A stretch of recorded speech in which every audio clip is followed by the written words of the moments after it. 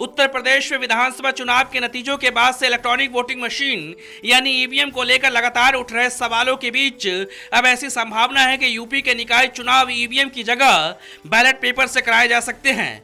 हम ऐसा इसलिए कह रहे हैं क्योंकि इसको लेकर यूपी चुनाव आयोग ने ही बैलेट पेपर के लिए टेंडर भी जारी कर दिया है। ईवीएम में गड़बड़ी को लेकर उठ रहे सवालों के बीच यूपी निर्वाचन आयोग की एक चिट्ठी ने अचानक से हवा दे दी है। दरअसल यूपी राज्य निर्वाचन आयोग के पास मौजूद ईवीएम साल 2006 से पहले के हैं। आयोग ने इन पुराने ईवीएम की जगह बैलेट पेपर से वोटिंग कराने को लेकर बेहतर बताया है।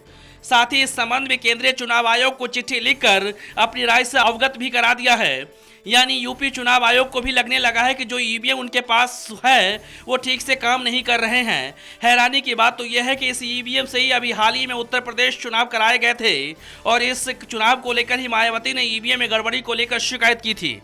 मैं भारतीय जनता पार्टी के राष्ट्रीय नेताओं को, प्रधानमंत्री श्री नरेंद्र मोदी को और बीजेपी के राष्ट्रीय अध्यक्ष श्री अमित शाह को मैं खुली चेतावनी देती हूँ, यदि आप सही मायने में ईमानदार हैं तो आप मुख्य चुनाव आयुक्त को लिखकर दो कि ये जो चुनाव है तो हमको सही वोट पड़ा है।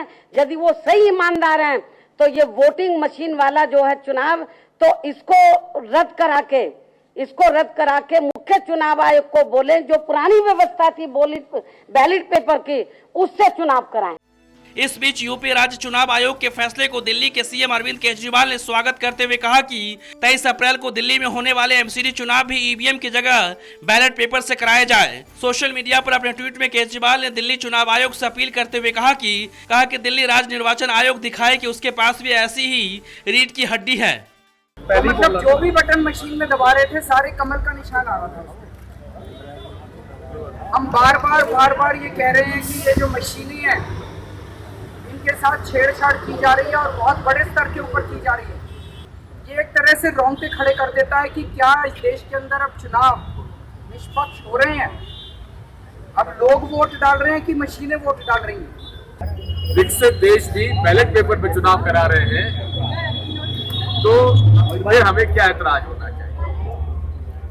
आज के युग में जबकि रिजर्व बैंक ऑफ बांग्लादेश का अकाउंट हैक करके $80 मिलियन चुराए जा सकते हैं, रशियन रिजर्व बैंक से $30 मिलियन चुराए जा सकते हैं, तो फिर हमें ईवीएम मशीन जिसकी चिप विदेश से आयातित होती है उस पर भरोसा करने के लिए क्या बाध्यता है।